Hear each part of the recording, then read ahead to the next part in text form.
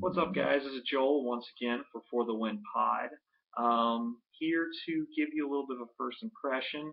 I don't know if ever seen any of our first impressions. Pretty much what they are is basically we've played enough of the game to kind of see if we like it, but we haven't beat it yet. So was trying to type this guy out, and I realized I don't like typing, and I don't like spelling, so I'm just gonna make a video. So here we go.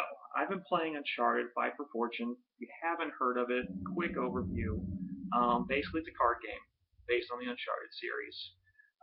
You have there's three different types of cards. Faction cards, which are just like your creature cards.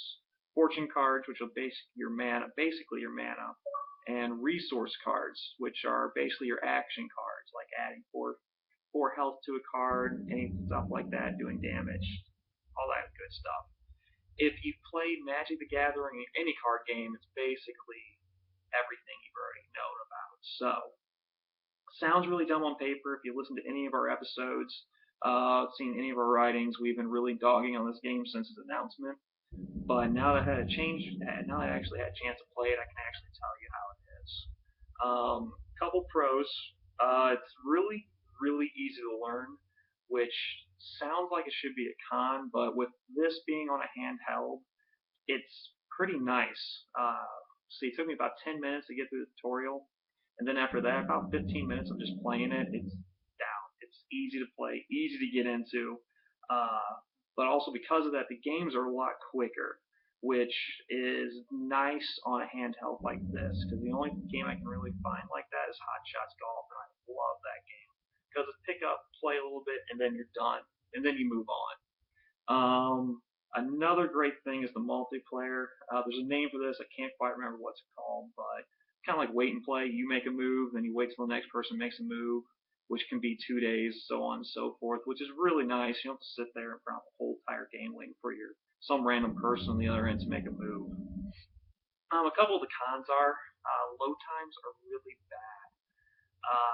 Not horrible, but it seems like everything you do has a load time to it.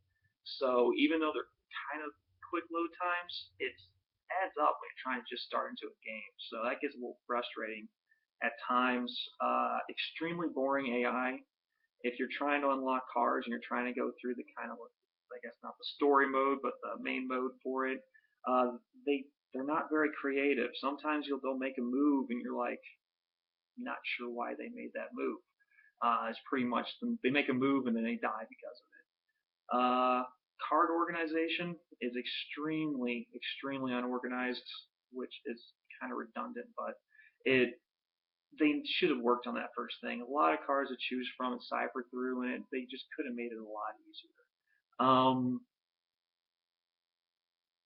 Another great thing about this is basically I forgot the pros is it's attached to your game save from Golden Abyss, which is one of the main stories for the Vita. The more trophies you unlock from that game, the stronger your cards are. The more treasures you find from that game, the stronger the cards are. So it's just kind of like a little bit of an added perk for playing both at the same time. With that said, make this quick and easy and be done.